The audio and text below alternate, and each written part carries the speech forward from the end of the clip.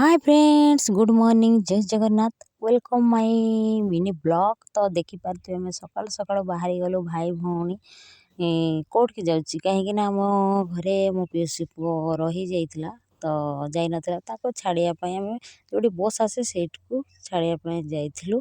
तापरे आम बाहरी गलु हॉस्पिटल कहीं मो देह टिके भल रहुनी से किसी ब्लड फ्लड टेस्ट करिवार थिला तो सेतिपई आम हॉस्पिटल जाउछु मो भाई सहित। देखिपारे आमर नुआ हॉस्पिटल होइछि, पुराना हॉस्पिटल भांगी देले तापरे ये नुआ हॉस्पिटल आमर बहुत बड़ करचंती बटसेई हॉस्पिटलटा बहुत बड़ हॉस्पिटल करचंती, भल ही करचंती कहीं ना आगरू छोट हॉस्पिटलटा थिला तो एबे बड़ हॉस्पिटल हो गलानी।